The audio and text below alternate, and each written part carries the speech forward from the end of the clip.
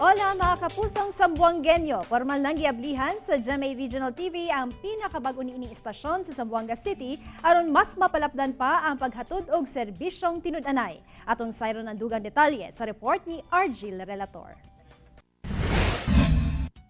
Gilusad sa GMA Network ang GMA Zamboanga.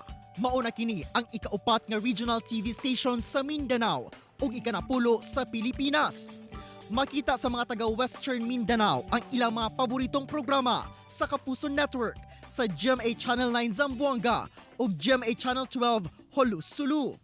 Manukad sa state-of-the-art studio sa Zamboanga City, ang GMA Zamboanga ang magsilbing Western Mindanao hub sa GMA Regional TV nga maghatod og serbisyo sa Kapuso viewers sa Zamboanga Peninsula, Zamboanga City ug mga probinsya sa Zamboanga del Sur, Zamboanga Sibugay ug Zamboanga del Norte.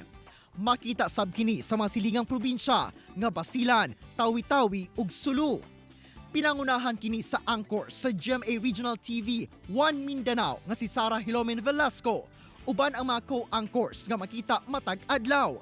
Matag Lunes, makita si Jandy Esteban gikan sa GMA Davao Complex. Matag Martes, si Cyril Chavez gikan sa GMA Cagayan de Oro Station.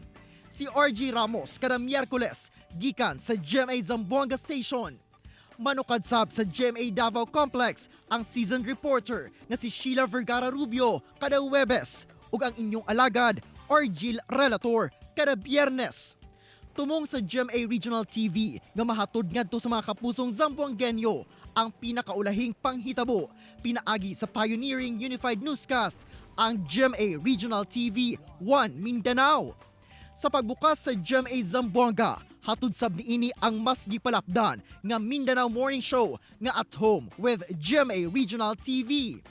Gibutyag ni First Vice President and Head sa GMA Regional TV and Synergy nga si Oliver Victor Amoroso nga paagi kini sa GMA Network nga mahatod ang mga importanteng balita ug istorya sa nakadaiyang rehiyon.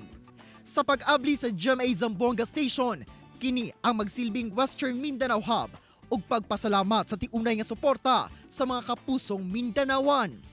Ug pasalig niini ang pagbalita og serbisyo nga buong puso para sa Pilipino. Ako si Argil Relator para sa One Mindanao.